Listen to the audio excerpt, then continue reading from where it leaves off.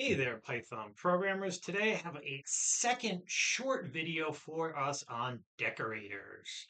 So in the last video, we talked mostly about decorators, but there's one thing we're missing, and that's the ability to pass arguments or parameters.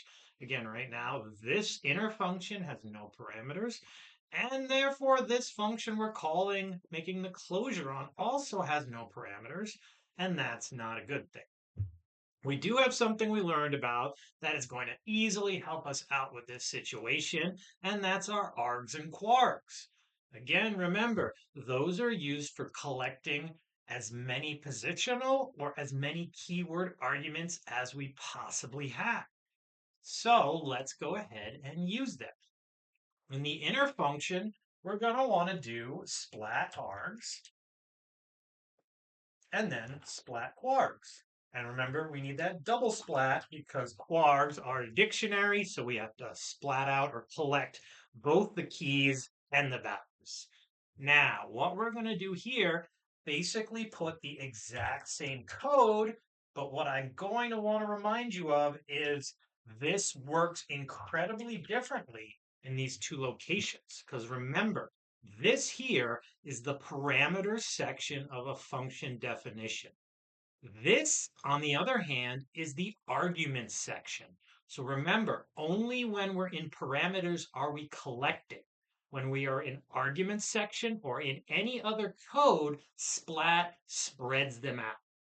So this is really just collecting them all here and then inside of this function, spreading them back out in the function that we created the closure on.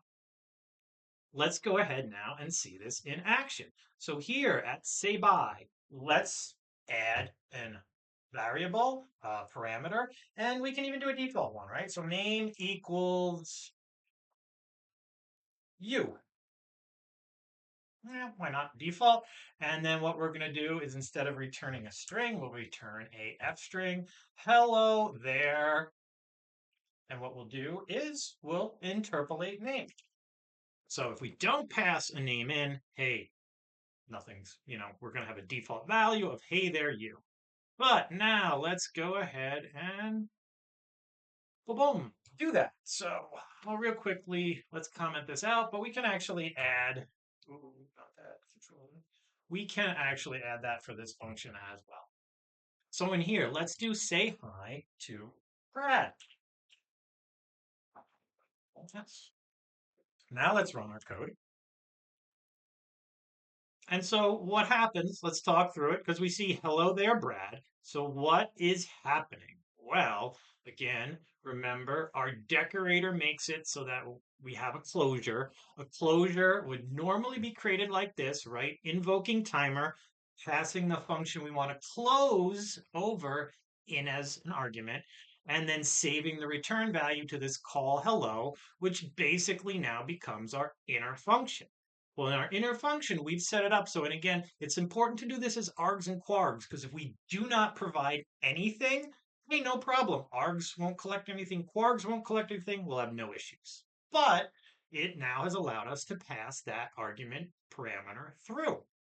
So again, we pass it into the function, but then whatever we passed in just gets spread out into the function invocation that the whole closure or decorator was created over. So let's maybe do it one more time.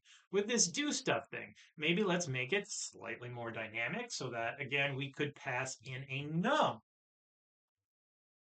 Now, the value of num will get collected in the invocation of our inner function, right? It'll be caught in args, basically, because it's just an arg. It'll get passed down to the invocation to do stuff.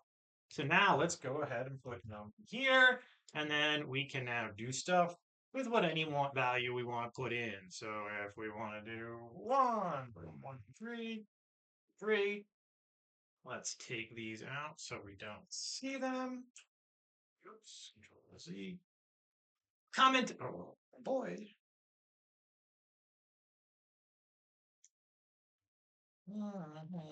There we go.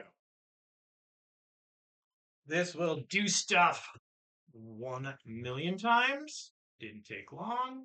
But now again, much more dynamic. We could keep adding different values to see how long it takes to do stuff.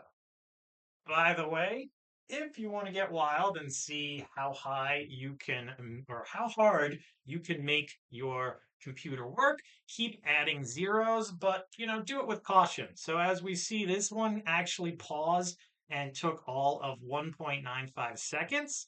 If you bump it up to 1 billion, you could expect it to run for maybe 15, 20 to 30 seconds. Again, that's going to depend on your computer's hardware. But I don't know if you want to make much higher than that because, again, it will work, but it might take a good amount of time.